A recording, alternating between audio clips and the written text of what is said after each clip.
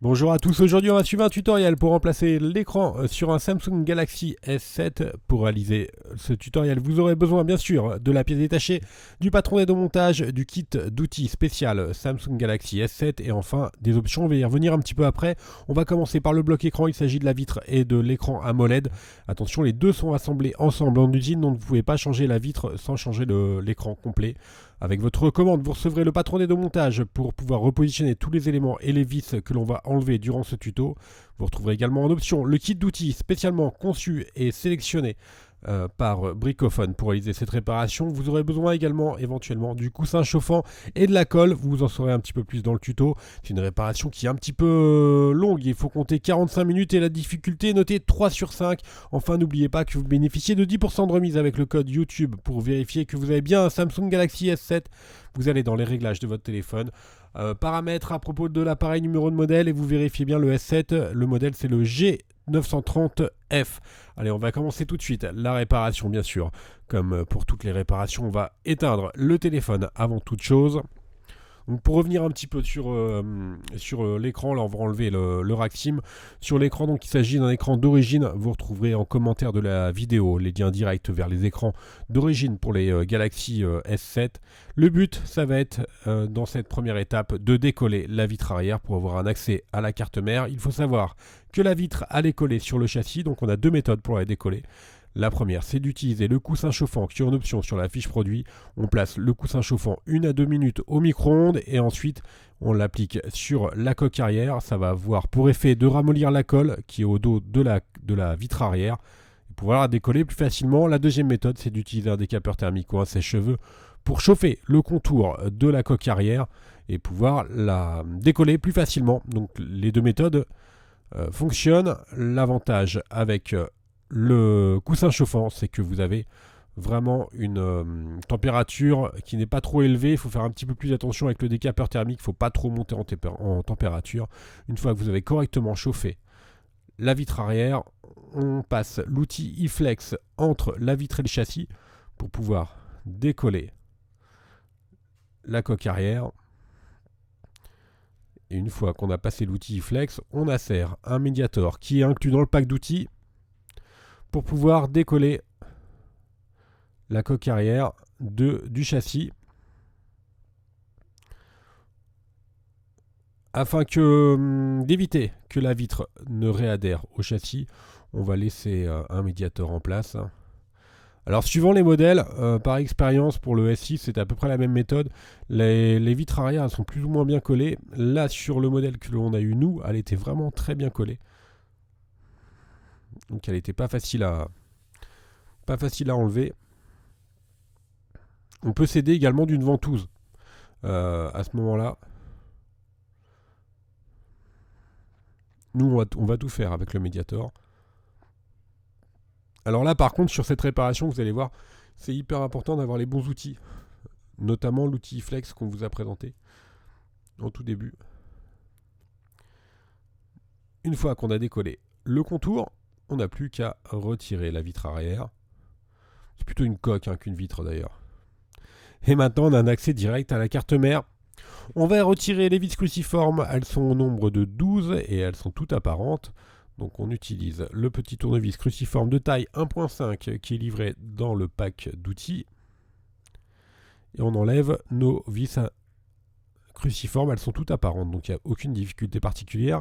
Et elles font toutes la même taille, donc il n'y a pas trop de problème, même si le patron est là pour vous aider à bien repositionner les éléments. On va décoller la nappe NFC et de recharge par induction qui est collé légèrement sur le châssis. Et enfin, à l'aide de l'iFlex, on va également décoller le module antenne qui est en haut. Voilà, le petit module noir, c'est une antenne. Une fois qu'on a enlevé l'antenne, on peut très facilement retirer la nappe de recharge par induction et qui fait également office d'antenne NFC. On va décoller l'adhésif qui est sur le bloc haut-parleur. Vous avez vu, un tout petit adhésif qui est en dessous de la batterie. Maintenant, on enlève le bloc haut-parleur. À chaque fois, vous verrez les numéros dièse Les numéros qui sont suivis de dièse sont repris sur le patron des deux montages pour bien vous aider à repositionner vos éléments. On va déconnecter la nappe de la batterie qui était à gauche de l'appareil photo. On va faire de même pour la nappe du bouton Home. Enfin, les deux connecteurs coaxiaux qui sont juste au-dessus de cette nappe, qu'on enlève avec la pincette. La nappe du Power qui est sur la gauche. La nappe de l'écran AMOLED. En fait, c'est du Super AMOLED. Et enfin, le volume qui est à droite. On déconnecte également la caméra avant. Voilà pour la caméra avant.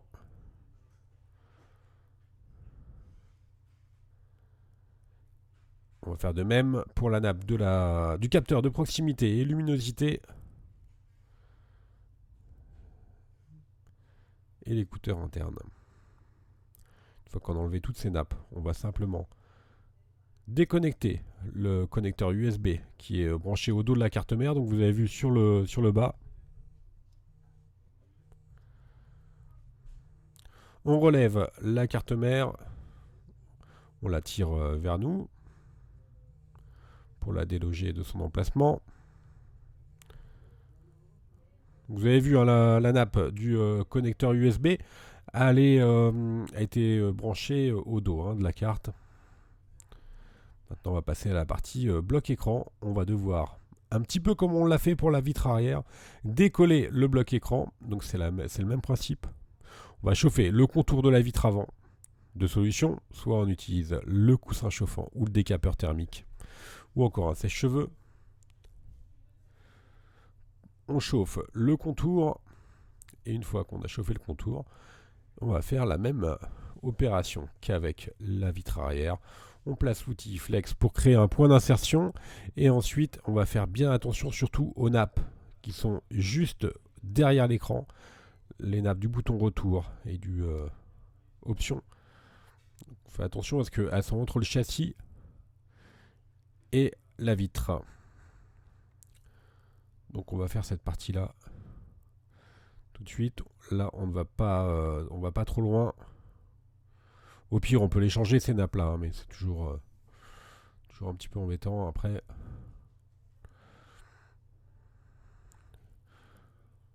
C'est exactement la même méthode.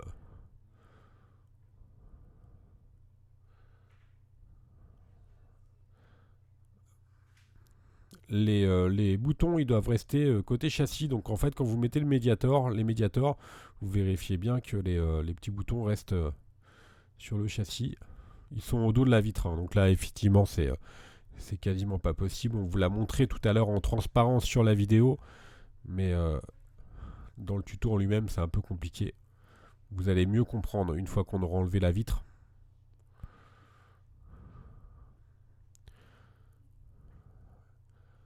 On passe la nappe du bouton Home dans le châssis. Là on a donc correctement dégagé la partie droite, gauche et basse de l'écran.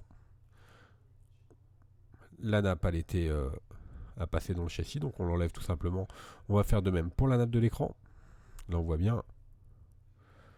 Et on va relever l'écran et vous voyez en bas on voit bien les deux petits boutons retour et option. On va nettoyer le châssis, donc tout le contour du châssis. Et maintenant, on va passer à la partie remontage. Donc, on prend notre nouvel écran et l'ancien qui est à droite. Et on va récupérer quelques éléments, notamment le bouton Home,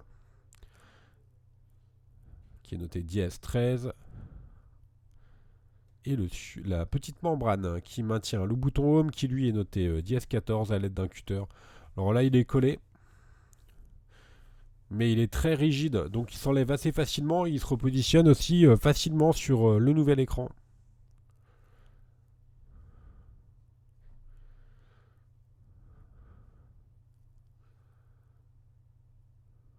Voilà, on met l'ancien écran de côté, on s'intéresse au nouvel écran, on remet la membrane du bouton Home.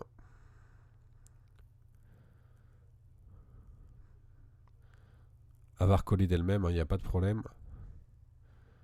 Et ensuite, on n'a plus qu'à remettre la nappe et le bouton Home. Voilà, on appuie. Et on passe directement au remontage.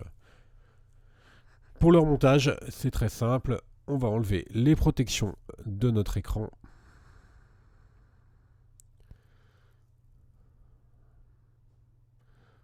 Protection qui maintenait la nappe.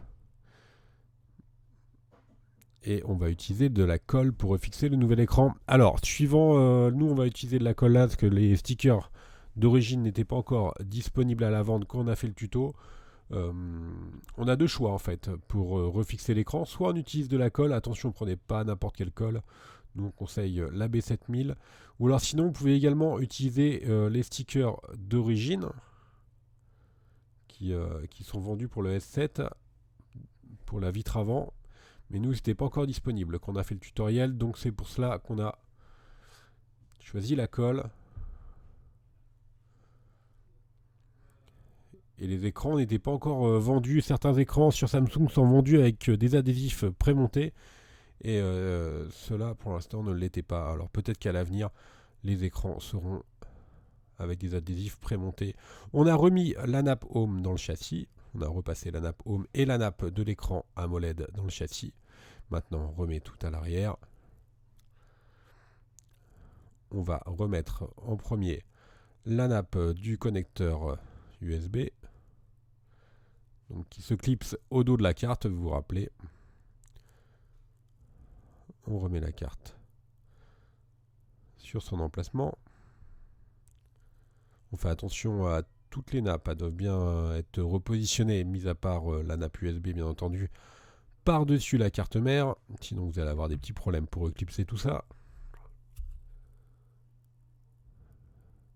Et on va reclipser toutes nos nappes. Donc ça c'est le bouton Home qu'on a récupéré tout à l'heure. Le volume.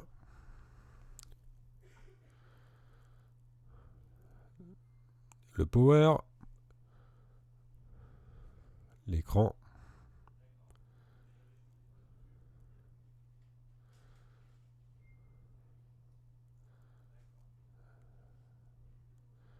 Les capteurs luminosité, proximité.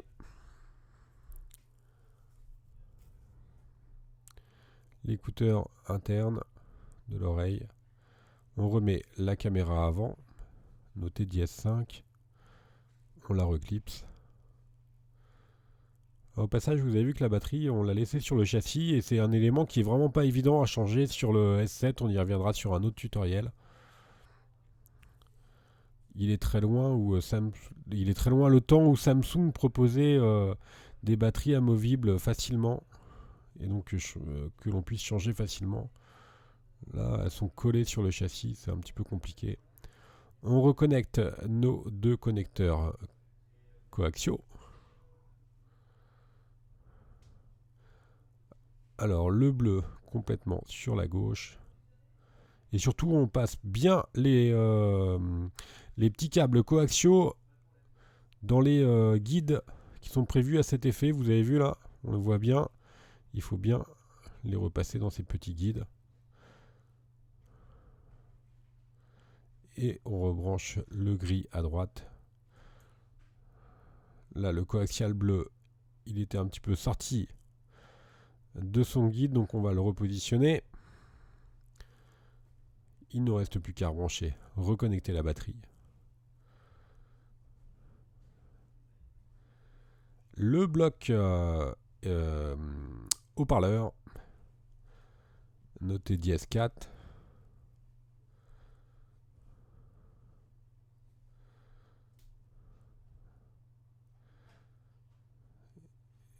Et on va remettre les 4 vis cruciformes du bas pour maintenir le bloc haut-parleur.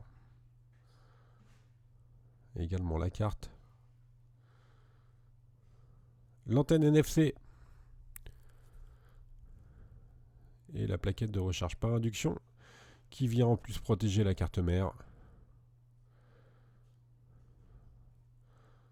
On remet les vis cruciformes. Donc là on touche vraiment à la fin de la réparation.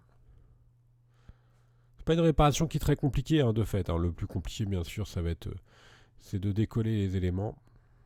Il n'y a pas énormément de risques, étant donné que l'on remplace le bloc écran complet. On remet la partie haute de T10S2 et on finit avec 3 vis cruciformes.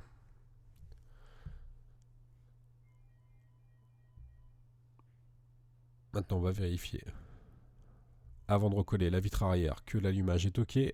C'est OK. Alors là, vous inquiétez pas, c'est normal si ça scintille un petit peu, c'est lié juste à la vidéo, à la prise vidéo. Mais vous avez vu, tout est OK après.